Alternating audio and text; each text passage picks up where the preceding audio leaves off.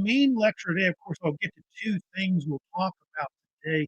I'm wrapping up, the 19th century right now. I'm gonna talk about the rise of nationalism in Europe, which nationalism was a major, uh, influence on why World War One broke out. Also calls it pretty much what World War II also occurred as well. So I'll not only talk about that, then I'll spend some time also talking about the rise of imperialism, because in Europe, a lot of states began to uh, carve up like Africa and other parts of the world, which was kind of like an extension of the Industrial Revolution. Why they did that in the end. So if you have any comments, questions during the live stream, let me know, or you can just always leave me comments later, of course, on my channel or on Canvas. If you want to subscribe to the channel, you can also as well. So anyway, like I said, I'm going to first talk about the rise of nationalism, which really took off in the 1800s and 19th century. Of course, there's a lot of countries that began to kind of become more independent at the time, and a lot of it was because what happened. We had kind of discussed previously under so-called. We were talking about the age of Metternich, where Metternich, remember that chancellor, minister of Austria, had tried to prevent really uh, nationalism, leftist liberal ideas from really spreading throughout Europe. And what happened was after 1848, they began to erode. So the age of Metternich began to lose its grip on Europe. And you start to see the rise of nationalism in Europe. And so you get all these different countries in Europe that begin to emerge afterwards. And kind of show the slide right here, but here's kind of some definitions of what nationalism is. It's kind of a concept back to the modern state forming, of course, in Europe. And this could represent a group of people living in a similar geographic region. Also, it could be based off of the language that they speak, uh, common history, and also as well traditions, even ethnicity or race can be kind of associated with that as well, and then sometimes even religion. In the case for some states or similar religious-wise, religious identity, etc. Uh, if you study about, of course, if you look at nationalism, it really started way back when the French Revolution occurred. They think the French Revolution, the rise of French nationalism, they think influenced a lot of other countries to do the same. They think Napoleon too. The rise of Napoleon and Napoleonic Empire also helped to spread nationalism throughout the world. But if you look at Europe at the time, in 1815, a lot of these states we think of today, Italy, Germany, Greece, Hungary, Poland, they didn't exist. There were no such countries existed in at least early 19th century at the time. The major powers of Europe were mostly the great powers. Let's talk about France, Britain, Russia, Prussia, Austria. I think those are the big ones, the big powers of Europe. Some other ones were there too, but not as big. But you'll see later by the end of the 19th century, early 20th century, you see all these new countries kind of eventually merge at one point. I'll talk about some earlier like nation states that came about that were, I guess, less important, but they did have one they always talk about that was kind of influential. Why other states they think nationalized and became independent, and that's the Greeks. The Greeks, about in the early 1800s, became independent. What became known as they call it different names, the Greek War for Independence. I know they call it the Greek Revolution, mostly took place in the 1820s. And the Greeks, who were mostly Orthodox Christians, wanted to break away from the Ottoman Empire. With this map right here, you can see that uh, you know Greece was located basically where the Ottoman Empire was, or I guess at one point part of the Ottoman Empire. So they wanted to break away on their own state. You see, the Ottomans were going a vast amount of territory that went from parts of Eastern Central Europe to part of the Middle East. And one thing about the Greek independence movement, it was heavily backed by the West, France, Britain, the Russian Empire.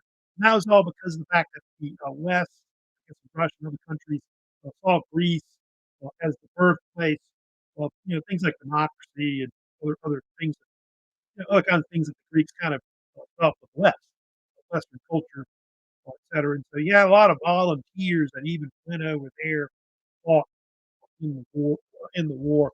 Including, there was a story about Lord Byron that went over there. I think there's a picture of Lord Byron right there, kind of in the right center of that picture. He went over there and fought over there. I think he died in the war, as that example. And part of why the Greeks were able to get their independence was because of the fact that the Ottoman Empire's navy was not that good. And at the Battle of Navarino, which was in 1827, the coalition naval forces of Britain, France, and Russia crushed their fleet, destroyed most of it. And I think it was considered one of the last, supposedly one of the last major battles, naval battles in the age of sail that actually occurred.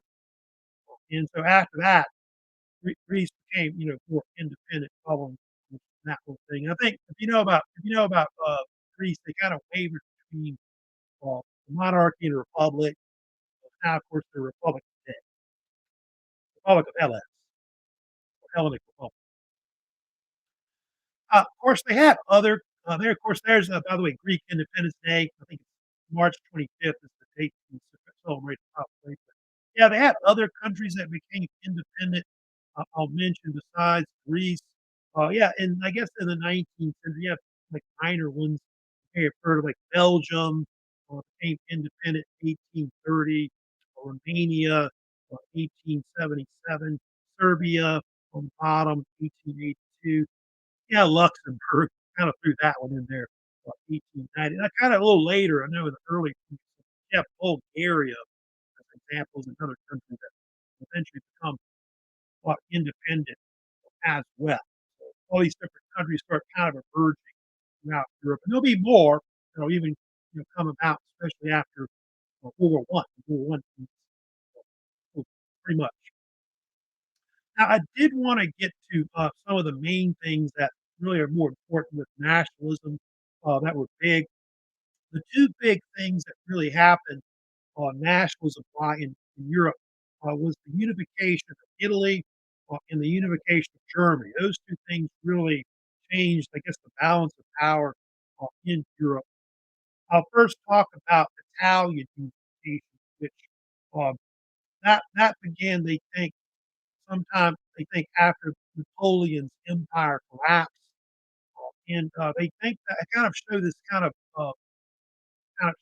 years, I guess, the main years, of course, that's the I think anniversary of it. I think see right there, but those are some of the main founding fathers of Italian unification: Giuseppe Mazzini, Count Cavour, who was at one point prime minister of Italy, and then Giuseppe Garibaldi. Those three are considered the ones that were really, they call them sometimes the so-called fathers of the fatherland. There's also Victor Emmanuel II, who was king of Italy at one point as well. But these are all the masterminds that kind of helped to unify Italy a long time ago.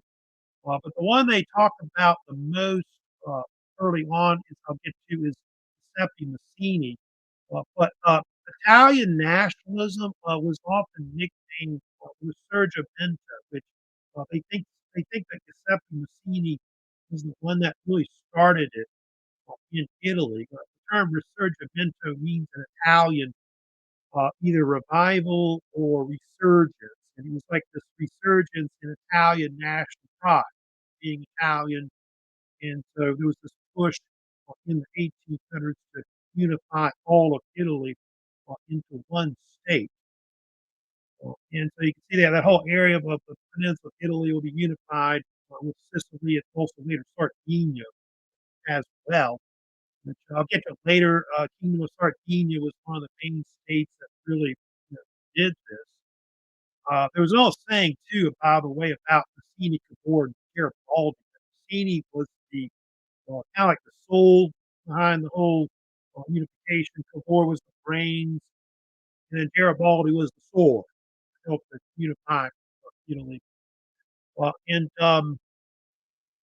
first talk about Mazzini. He's considered one of the first masterminds really behind the idea of unification.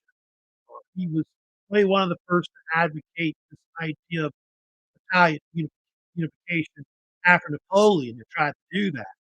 So when Napoleon had created like the Kingdom of Italy, mostly in northern Italy. And Mazzini was famous for this secret society that was called the Young Italy. It was founded in 1831. It was this idea to create a unified Italy that was a republic, it was a democratic republic.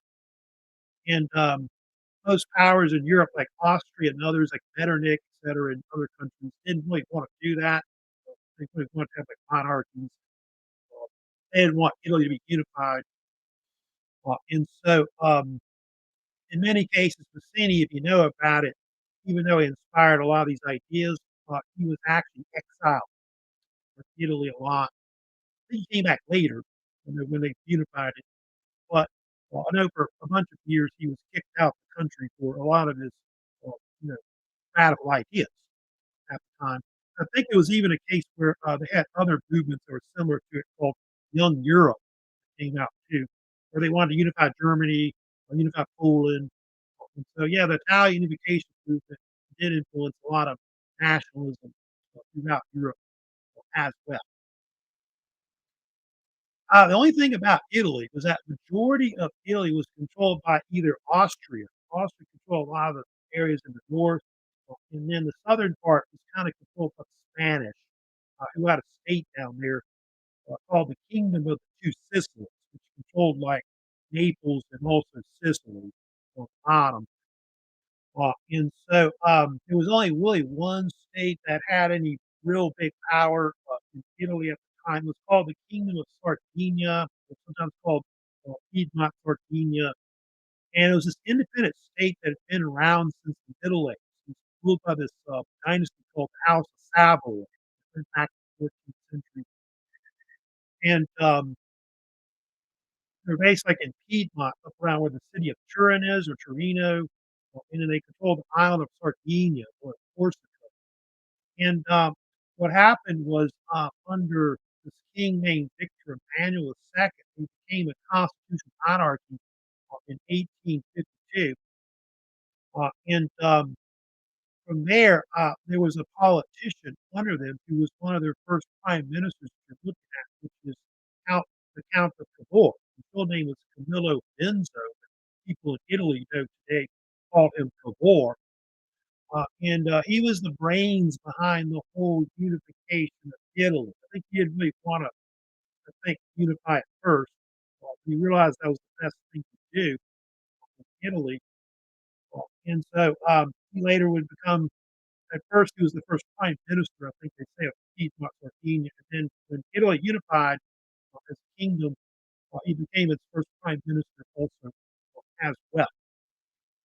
The only thing about this you study about what happened for Italy to be unified, well, they had to get foreign aid from different countries, and so Cavour came up with this idea to unify mostly northern Italy by forming an alliance with uh, the Second French Empire, which I told you before was led by Emperor Napoleon III. And so they agreed to this agreement between them called the Plum-Gladys Agreement, which happened in July of 1858. And in the agreement, Napoleon III said he would aid the Kingdom of Sardinia to get its independence and really unified northern Italy if they would give him some of their territory. And so if you go back to that map right there, what France wanted was control of that area, Savoy and Nice, which is kind of like up in the northwestern part of Italy at the time, now controlled by the French. And it was part of a treaty called the Treaty of Turin, 1860 later. And so Napoleon agreed to drive out Austria from northern Italy if they gave him these territories. So that sparked the war afterwards, which had all kinds of names. It's just numerous names it's called. I know the Italian War of 1859 is the common name they called it. some people call it also the Second Italian War of Independence, as well, which only lasted a few months, between April to July, in 1859. And what ended up happening afterwards, if you go to that map there on the right, you can see that afterwards, the Sardinians then conquered the northern part of Italy down to where Tuscany is. That red line is above the Papal States. And there was a treaty signed called the Treaty of Villafranca, 1859, where they annexed that area as part of their state. And later they would also add Venetia too, which we put in 1866, added to it later. So that was the initial, beginning of Italy, being unified, the northern part first, in 1859 or 1860. What happened next, the rest of it, like on the bottom, the southern part of Italy, was then unified, by this Italian general you may have heard of, named Giuseppe Garibaldi. Kind of blew up here. So, yeah, Garibaldi was involved in an expedition to conquer the southern part of Italy, which the original name, was the Expedition of the Thousand, which I think actually had 1,200 troops that were under him, that fought in that part of Italy. And his forces were called the Red Shirts because they wore like these red shirts, red uniforms, like he's wearing the shirt he's wearing right there, you can see. And Garibaldi was he was a military genius, a big hero to a lot of people, not just Italy, but Europe and even in the Americas.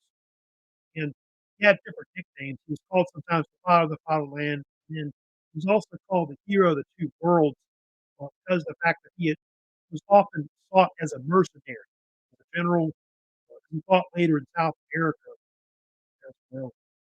And Garibaldi landed his forces on the island of Sicily, took that first, and then he took Naples in the south, and then later afterwards they would add that to the rest of the Kingdom of Sardinia following that. And so what happened after that was that then the Kingdom of Italy was then founded on March 17th, 1861, which the kingdom would last up to like around World War II, basically there. So King Victor Emmanuel II, we talked about before, who's been the king of Sardinia, he becomes the first king of Italy afterwards. And then Cavour, by the way, will become the first prime minister of Italy. I think he dies right afterwards, but it's not, he is very famous.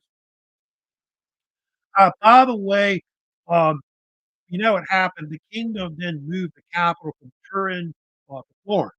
Florence was the capital of Italy, believe it or not, 1865 to 1871. And then what happened was in 1871, the capital was then moved to Rome, where it is still today in Italy. And what happened was the Catholic Church lost control of the papal states, which is an area of land that they had, which went back to, I think, the early Middle Ages. Franks had given to a long time ago. They only have the Vatican City today. That's it. So they lose control of all that territory. That's how basically Italy, becomes unified within just a few years. There's a count for more. The war's ideas. So, so that I'm also going to move on. I'm going to talk about as well another, of course, thing that occurred that's very, very famous, which is, there's, of course, Garibaldi probably on the left in that image. But I want to talk about German unification as well. That's a major thing that really changes the course of history, especially between the 19th and 20th centuries. And German unification was something that happened between the 1860s and the 1870s. They do think it was caused by the rise of the Kingdom of Prussia in northern Germany, northern Europe. And most of it happened under the Hohenzollern dynasty, which still controlled it. The king at the time was King Wilhelm I, whose reign you can see 1861 to 88. And, we'll get to it later. Wilhelm I was one of the first, of course, emperors of Germany. The emperors were called a Kaiser, if I remember correctly. And the brainchild behind the whole idea of German unification was Otto von Bismarck. You see in that image right there. Uh, uh, you know about Bismarck, he was known as the Iron Chancellor because of a famous speech that he made in 1862. It was called the Blood and Iron speech. And one thing about Bismarck, Bismarck stressed this idea that the only way that they were going to solve the so-called German question, what was Germany going to be exactly, at the time in the 19th century, he believed that the only way they were going to unify Germany was to force all the different German states to be unified as one federation, one empire. And he believed that the best way to do that, to create this greater Germany, would be to kick the Austrians out and unify all the states, pretty much that are in Germany, except them. So they would take the German Confederation and talk about before and create this German state. He's famous for a quote he said where he said, "The great questions of our day cannot be solved by speeches and majority votes. That was the great mistake of 1848 and 49, but by blood and iron." So he's talking about using military force to basically force, the unification of Germany, and so that's how it, came about, more or less. I'll get to that later. He later becomes the first, chancellor or prime minister of this German state that we're talking about right here. There you see, of course, King Wilhelm I, who will later be the first Kaiser, of course, eventually to be in 1871. That would be. But I'll kind of get to different causes of what led to German unification over time. There was one conflict that was pretty important. They think that led to why uh, Germany was able to unify. There was a conflict that Bismarck helped spark in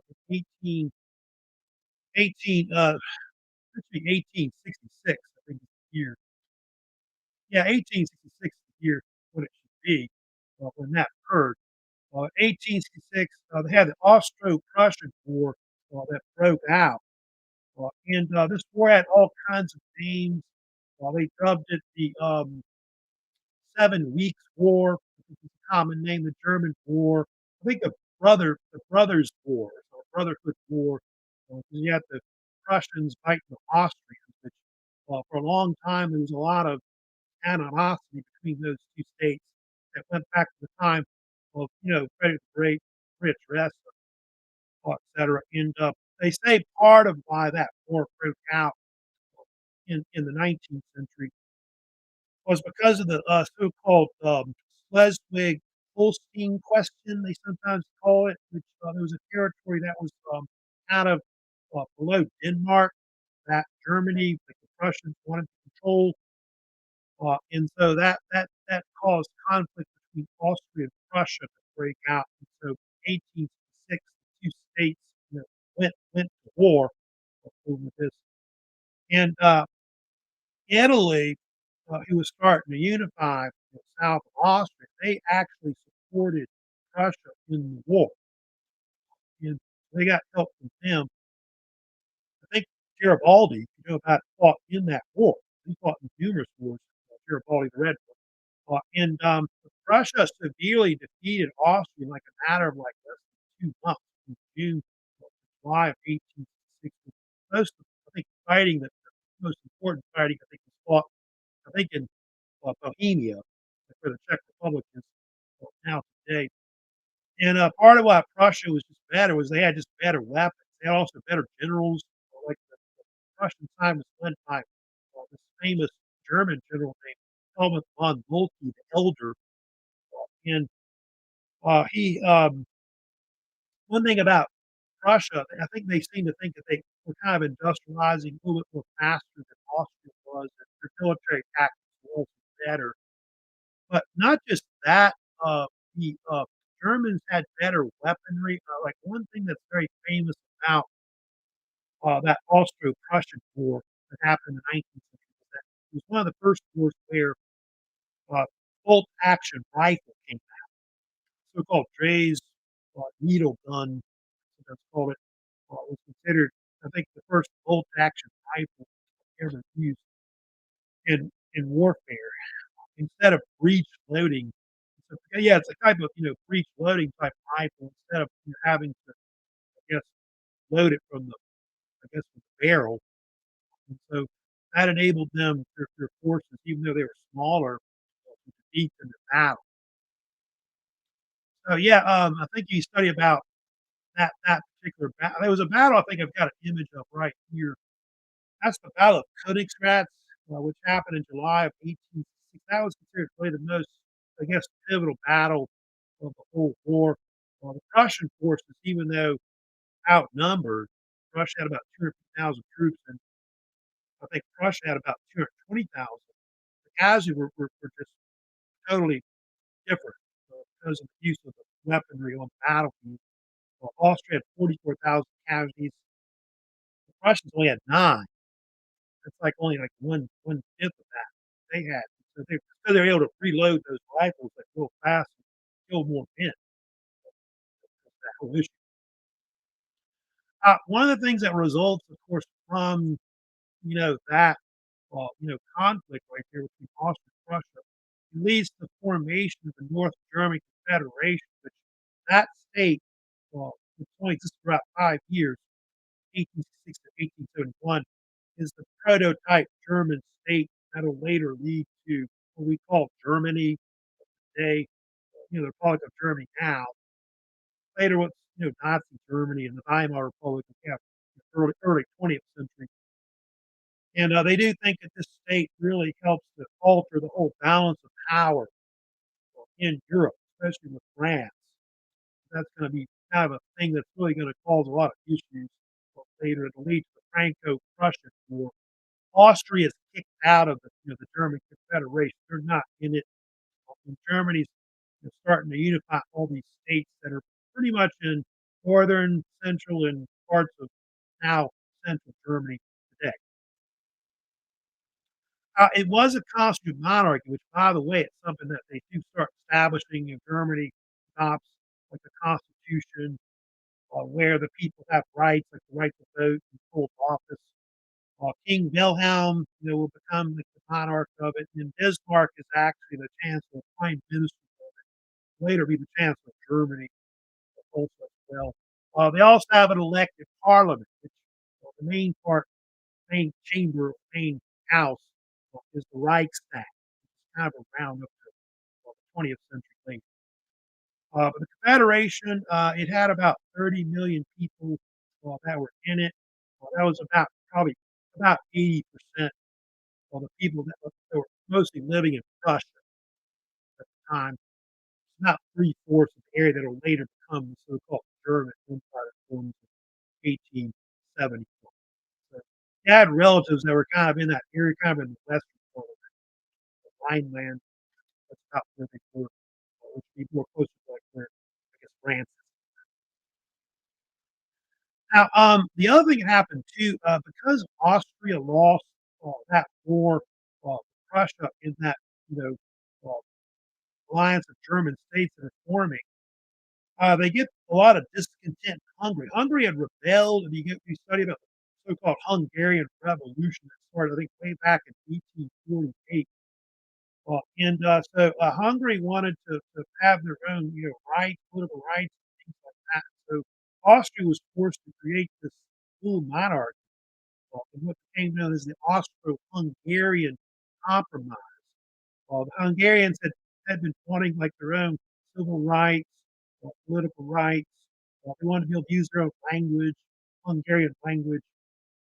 And so the whole compromise, if you know about it, reorganized the Habsburg Empire into a union between Austrian Empire, what they call the Kingdom of Hungary. And it was a single monarch that reigned it.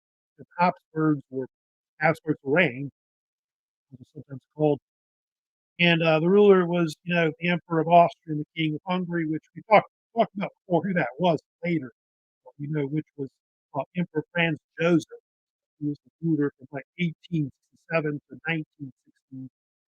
And here's a map of their territories, which are right here. But this is later what they called the Austro-Hungarian Empire, which amassed a lot of territory. You can see pretty much in Central Europe, Southern Europe, and so yeah, Austria and Hungary were the only real areas that really had any real power. That had, but you get a lot of countries later that kind of form out of that. Kind of got a map showing you this, but later after World War One, you'll start to see these new countries that form later. So yeah, besides Austria-Hungary, you got the Czech Republic, you kind of form out of that. Slovakia, later a country that there. Czechoslovakia, of course, at one point, country kind of forms out of that. Bosnia, Croatia, Slovenia, those are all countries that kind of formed out of Austria-Hungary when it later breaks up. And Romania, parts of the territory of Romania, by the way, also taken from also the former Austro-Hungarian territory. I did want to also talk about another conflict that also helped to unify Germany, and that was the Franco-Prussian War that broke out in 1870. This was a conflict between Prussia with the North German Confederation versus the Second French Empire that was ruled by Napoleon III at the time. And the conflict started over an issue that had nothing to do with actual France and Prussia, which is kind of weird about that. But it kind of shows right here. But all the German states, minus Austria, would kind of unite to fight against France. France didn't have any help in this war, which is part of why they lost the war. You can see some of the results of the war. The French Empire later collapsed, as we kind of talked about before. They lost territory as well. They lost Alsace-Lorraine afterwards, which would later go to Germany. And France had to pay Germany a lot of war reparations, like something like 5 million francs. And so you can see it creates a lot of animosity between France and Germany that goes into the 20th century, World War One, World War Two. Of course, get that later in the 20th century. Yes. I'll kind of talk about what caused it. It was caused by this incident called the Ems telegram, excuse me, which the Ems telegram was this issue over the Spanish throne. There'd been a revolution where the monarch in Spain, who was Queen Isabel II, had been overthrown in 1868. And there was kind of tensions over who should take over the Spanish throne. And the two sides, it was kind of disagreed on this, but Prussia, including King Wilhelm I, wanted this man named Prince Leopold to take the throne. He was one of his cousins, who was Hohenzollern, and then Napoleon, he wanted a non-Hohenzollern that wasn't related to Germans. He wanted this man named Amadeo I, who was related to the House of Savoy, the Sardinians, Italy. So that created a lot of conflict about this. And apparently Bismarck took a telegram that Wilhelm had sent to the French and made it look like he was insulting them. That led to the French wanting to go to war with the Germans. And so the Franco-Prussian War broke out in June of 1870. So what happened was the Germans then invaded northern France via their western border. Both sides mobilized a lot of forces, but the Germans had a larger military force, something like 200,000 invaded France. They do this a lot. World War I, World War II, they also invaded France as well. And the pivotal battle that really led to why the French would end up losing the war, Franco-Prussian War, was the Battle of Sedan, which was fought in early September 1870. You can see the German forces broke through. You can see the French eastern boundaries on the frontier there, and came up and encircled the city of Sedan, which is on the border near Belgium. And uh, what ends up happening, it causes the collapse of the Second French Empire. Because it occurs, kind of famous, but Emperor Napoleon III went with the French armies to fight the Germans, and he got captured. It's kind of bad. And so from there, the Germans, after they defeated and captured him, they then laid siege to Paris afterwards. And the collapse of the Second French Empire, if you know about it, what ended up happening was the French then declared, the so-called Second French Republic because that was following after. There's also been paintings that have been shown, I think you may have seen before, showing Bismarck uh, with Emperor Napoleon III after he got captured. And so you can see how the Franco-Prussian War was a totally humiliating war for the French. We took them out. Uh, Emperor Napoleon III, his whole, I guess, career or life as a politician ends pretty much as a farce when he when he gets captured for that. Of course, the end thing that happens, was that after the Germans captured Paris by January of 1871, the Germans then formed the German Empire on January 18th, 1871, which was, by the way, done in the Hall of Peers at the Palace of Versailles. And of course, what happens in that image you're looking at right there, Wilhelm the First, we're talking about, of course, before, was crowned as the first Kaiser, the first German emperor that Germany has. And Bismarck, who's also, I think, in an image somewhere, was also declared the first chancellor of Germany as well. So that's gonna be kind of important, what happens with the whole Franco-Prussian War because it does create a lot of animosity between France and Germany. They'll want to kind of get revenge later, and so that's going to help lead to why World War One breaks out between Germany and France. So we'll see that happen again with the Germans invading France in 1914, and then also in 1940 when Nazi Germany exists. So I'm going to come back to that later about the so-called German Empire. Uh, Here's probably a map showing you what pretty much what Europe looks like after 1871. So you can see the German Empire has formed, right above Austria-Hungary. You got Russian Empire in the east. Republic of France, the Second Republic was forming 1870. Britain up there, of course, the top. You know, all that'll be kind of the way Europe looks, when World War II breaks out in 1914. So yeah, the balance of power is starting to shift more towards Germany. That's one of the bad things. Now, I'm going to talk about also for a little bit today, also the rise of imperialism. That's something else that was real big that occurred in the 19th century and pretty much from the late 1800s up to like around World War One. There was this so-called age of imperialism where a lot of the European powers began to take over different parts of the world, subjugate it, colonize it, have spheres of influence over it. This happened in Africa, happened in Asia, Pacific, also the Americas a little bit, not so much.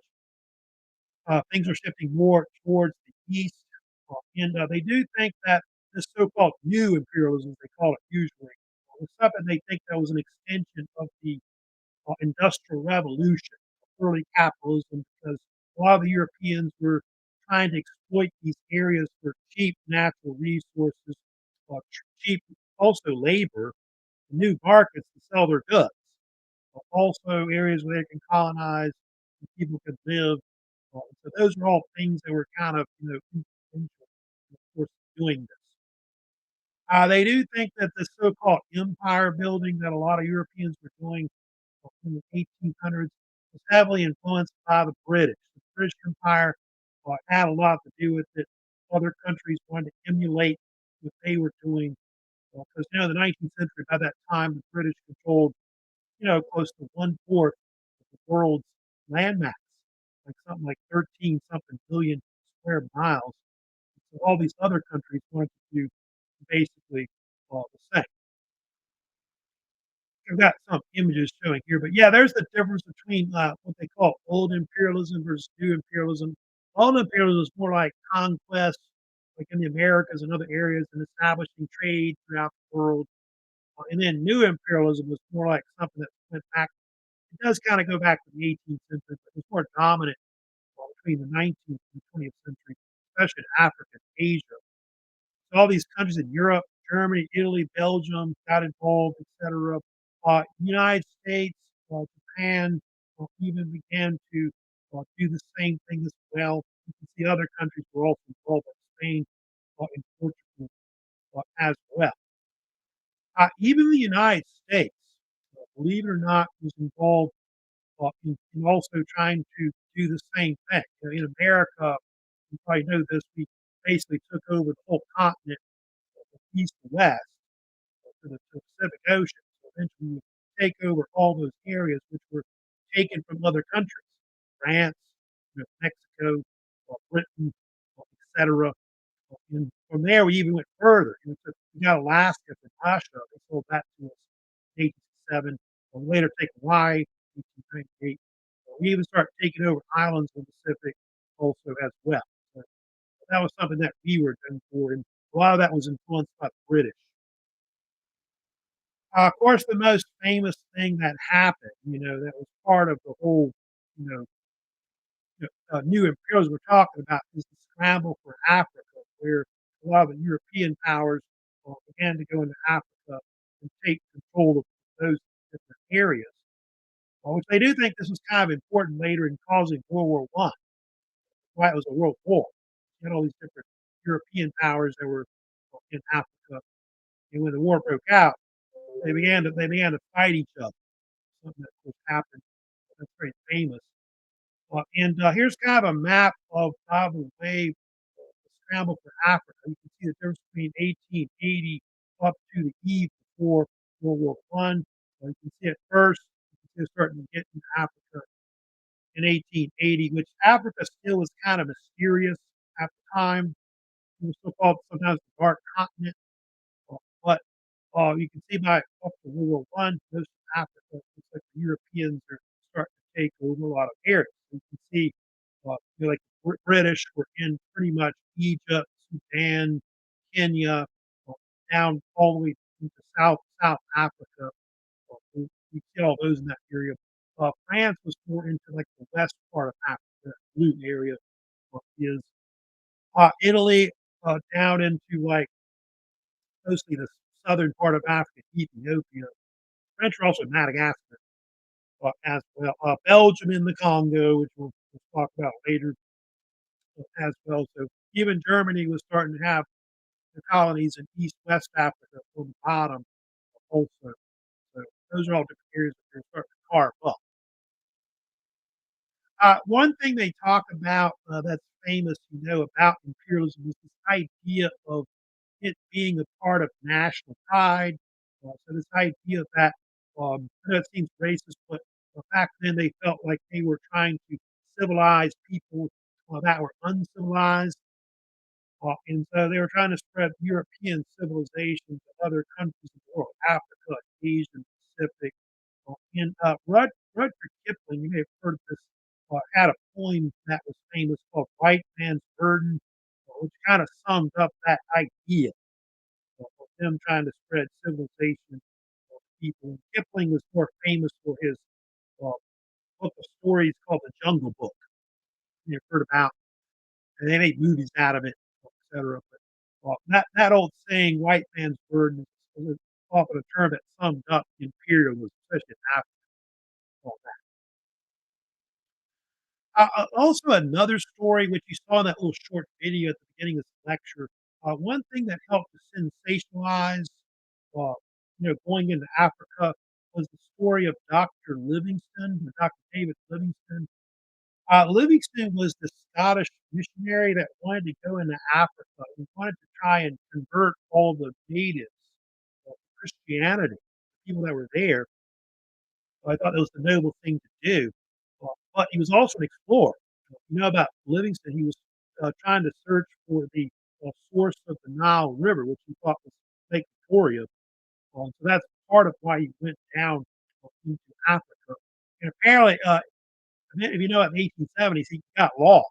He was, they couldn't, well, he wasn't lost, but people thought he was lost or killed at that point. And so this man went looking for him, who was named Henry Morton Stanley. Stanley was a reporter for the New York Herald. I think he was a Welsh American. And he ended up finding him near what is Lake Tanganyika I think what is now Tanzania. I think they found him now today. And of course, if you know about it, he made that famous statement. Of course, they talked about in a little short video Dr. Livingston, I presume. I suppose those statements he said, of course, to him, and so that became a sensation afterwards. And so after that, the Europeans began to, come into Africa, want to go in there and try to take it over, etc. So that helped to really kind of start that thing, jump started. Um, if you know about him, by the way, Stanley, yeah, Henry Stanley, he's kind of also famous for, they think, helping to basically do that. I'll kind of go back to up here real quick here, talk about something that's kind of important before I do that. Where is it right here? I want to go back to this slide up here. But they had this thing called the Berlin Conference in 1884, where a lot of the Europeans at that point decided that they were going to divide up Africa into different spheres of influence. And we think that this was the brainchild of the Chancellor of Germany, Otto von Bismarck. So that's why afterwards all these different people start going into Africa and doing this. And I was talking about Stanley. Stanley was very famous for helping to take over the Congo. And um, the Congo is a huge area. We're talking like, I think the Congo is like something like 80 times larger than the actual country of Belgium, now called Zaire. And he helped basically the king of Belgium, who was King Leopold II, take over, subjugate the region. And if you know about King Leopold II, he was known for a lot of atrocities, where a lot of Congolese people were killed, basically, because the fact that the Belgians wanted rubber. They had these rubber trees that they planted, in Africa. And so the production of rubber had a lot to do with their natural rubber. And it led to millions of deaths. I think they're not sure how many people died from this, but uh, it ranges anywhere from 1 to 15 million people that may have died.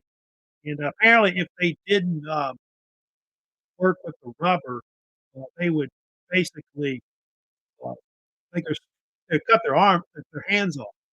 See there, they're pretty ruthless. The Belgians or that in Congo. So that's the kind of exploitation that's kind of going on in Africa. Not a lot of Europeans.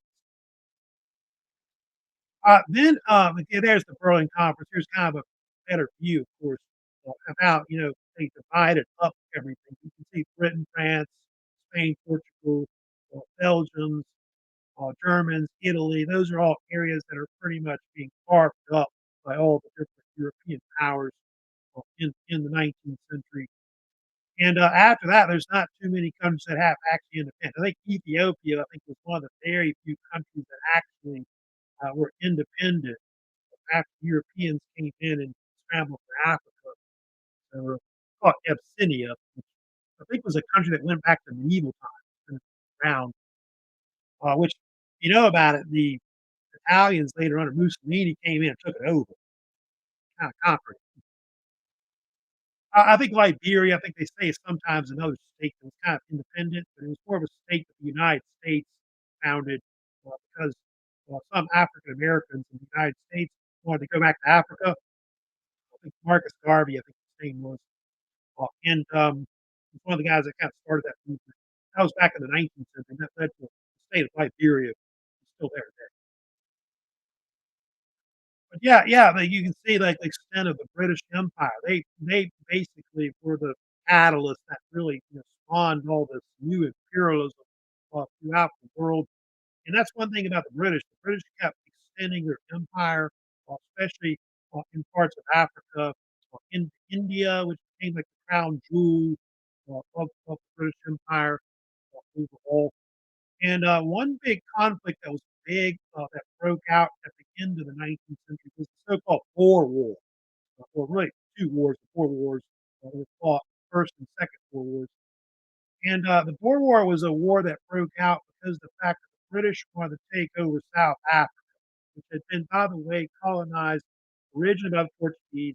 Also, the Dutch came in later as well. These people were called Afrikaners, which are also called the Dutch word boer as well, which is the word for farmer, which a lot of them were mostly farmers that lived in Southern Africa. And because the British wanting to come in to take over, it started all these wars between the British and the Dutch Afrikaners on that. And it led to the so-called Great Trek you may have heard about, where in the 1830s, what occurred, Afrikaners that were living close to the southern coast of now South Africa migrated northward, like more to the northern part, central part of South Africa, and they settled in 3 areas, which were called Natal, Transvaal, and Orange Free State, which were actually at one point several states that they tried to create there, which are now part of, South Africa today. However, what happened, this actually sparked a war, which was called the First Boer War, and, well, they eventually won. That was the weird thing about it. They actually defeated the British in that war and became independent after. However, what happened was, and we know about it in that part of Africa, they were De Beers and all that stuff. They found like diamonds and gold, where they kind of settled in those 3 areas. And so that led to even more open hostilities between the British and the Boers. And so it led to another war later. It was called the Second Boer War. It was fought between 1899 and 1902. That one did not go well for the Boers or Afrikaners because of the fact that they were outnumbered. The British brought in more forces to fight against them, and so Afrikaners had to rely more on guerrilla warfare to fight the British. This extensive, empire and military, etc. But they do think that the Boer War was an interesting war. We'll talk about it later. The Boer War they do think is one of the first wars that heavily influenced the 20th century because a lot of things in that war were used later in World War One, the Great War. Like the Max machine guns, one of the big things you start seeing. Machine gun really changed everything, warfare in the late 19th century. Mauser, like bolt action rifles, which the Germans originally had, of course, something you start seeing a lot. New kinds of howitzers being used, artillery on the battlefield. Trench warfare, use of camouflage, I think is something else we start seeing too in a lot of these wars like this as well.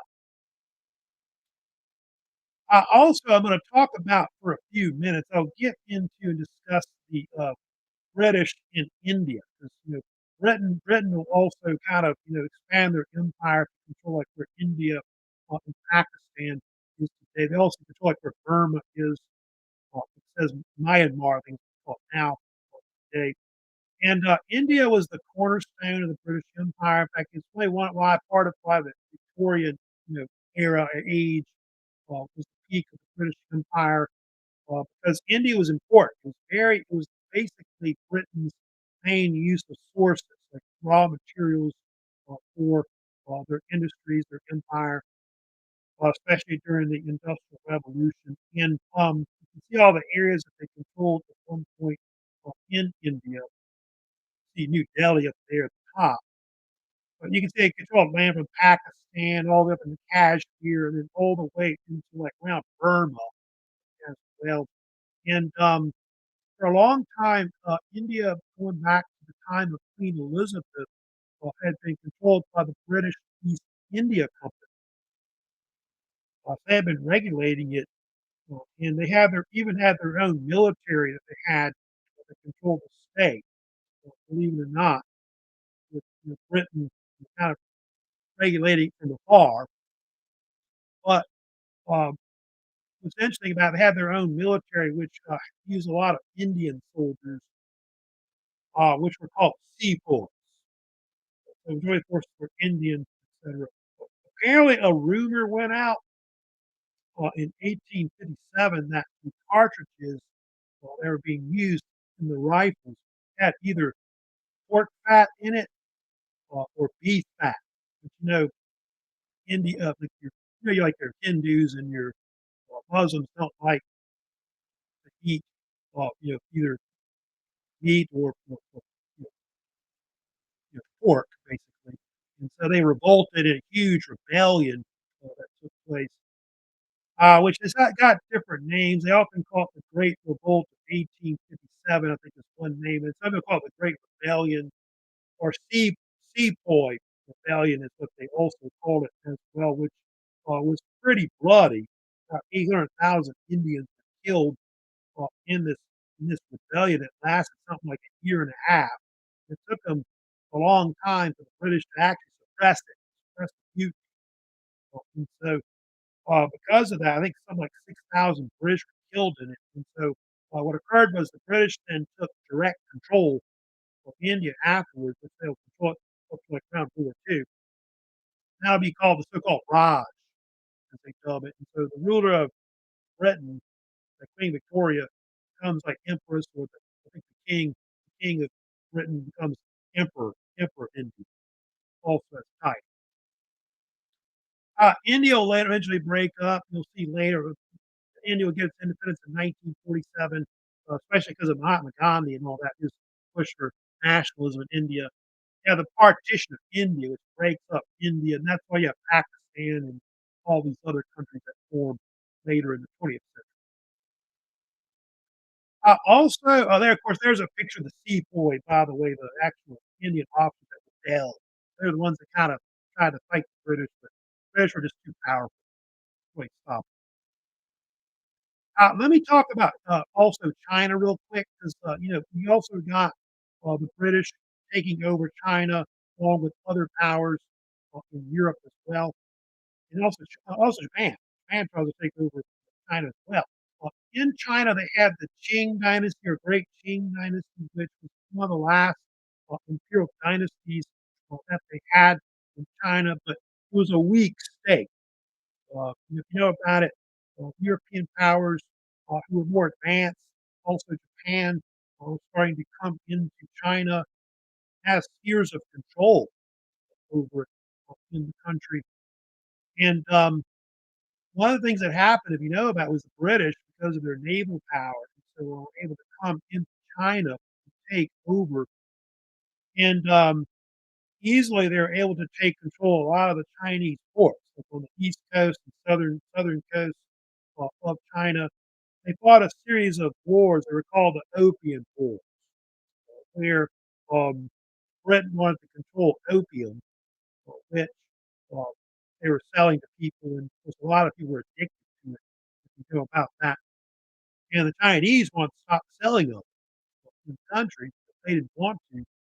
And so, after the British came in with their navy, they destroyed pretty much the Chinese imperial naval power, and then from there, they forced basically the Chinese to agree to what they call the Treaty of Nanjing in 1842, or Nanking. And what it did was it gave Britain cities like Hong Kong to control afterwards, not just Hong Kong, but Hong Kong, Shanghai, Canton, Nanjing, Hankow, Qingdao, and Chongqing, all those kind of cities you may have heard of in China, were all taken over by the Europeans, to be able to trade with China and all that, control everything. And so within so many years, basically, if you look at a kind of a map of China, it's carved up into all these different spheres of influence, treaty ports, pretty much. And in those areas that are kind of in the red area, you got Russia taking over, like Mongolia, Manchuria. Japanese later come in too. They'll take over like Korea, Manchuria. You've got the British are pretty much controlling the area like where Tibet is, and also around the Yellow River in southern China as well. Germany does too. At one point, Germany comes in and takes control also. And then the French. The French are down close to where French Indochina is, or Vietnam. However, there was some, we study about what happened in China. Some Chinese nationalists didn't really want all these people coming in to their country. They called them foreign devils, about that. And so it led to the so-called Boxer Rebellion, where some Chinese nationalist groups rebelled against all these Europeans in the country, and they began forming a lot of these nationalist type societies to drive out the foreign devils, and they were called different names. Some people called them the Society of Righteous, or the Harmonious Fists, and then a lot of them are called Boxers because of the fact that a lot of the Chinese practice martial arts, like kung fu, and so that's basically where that came from. The nickname Boxer Rebellion, which I think it started, they think, back in 1899, and I want to say continued up to like 1900, 1901.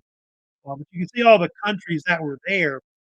In China, they all rebelled, and what occurred was the rebellion started, they think, in Peking, Beijing, where the capital of China, and so all these different countries began to send forces to put down the rebellion. Which, the main countries, by the way, were Britain, France, Germany, Russia, Japan, United States, but also Italy and Austria-Hungary also sent forces as well. About 20, 30,000 basically were involved troops-wise. And you can see it caused close to about 100,000 deaths in China, and a lot of foreigners were killed. Like missionaries or Christians that were in China, they were actually murdered by the Boxers.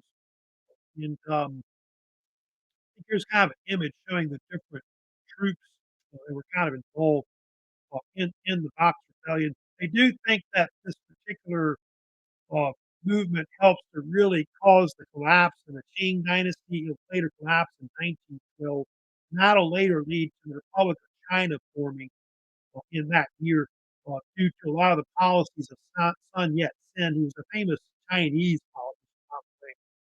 It was a big Chinese nationalist. So that's something you do start to see, in China. China is starting to kind of nationalize and become more independent from foreign states and all that. So you see that there. You see Arab nationalism in the Middle East. You see what they call Zionism. There's another form of nationalism where Jews want to have like an independent state like Israel. So you get those kind of ideas that are kind of becoming popular also in the 19th century as well. So that's pretty much it for my lecture on the 19th century. Of course, we'll talk later next week about the topic of World War One. A lot of these things we're talking about in the 19th century, nationalism, imperialism, those are going to be major causes, of course, of why World War One breaks out. I'll kind of get into that later. We'll discuss what led to that. We'll kind of get to the outbreak of World War One. I know next Monday, and then I'll probably also get to all the other major events of World War One, up to like the Treaty of Versailles. So, before I go, don't forget uh, that British quiz is going to close tonight. If you haven't watched it, I haven't completed that yet. Watch the lectures with that, and then of course I am posting the second exam course for the semester. With the second exam, I told you is going to be on the lectures on the French Revolution, Age of Napoleon, and then also the first two lectures on the 19th century, which go up to the period of like the Industrial Revolution, the rise of socialism also. So this lecture I will not be putting on the second exam. That's going to go on another assessment later, which is going to be probably something to do with World War I. So I'll, of course, get that later. That's it for today. I don't like have any questions or comments, of course. But if like I said, if you do have a comment, question, of course, about this lecture, you can always leave me one later. We're also in Canvas. You can also do that also. So that's it for today. Hope you all have a good weekend coming up. And of course, I'll see y'all next week, of course, when I get to the topic of World War One. We're getting to the 20th century, eventually. So y'all take care.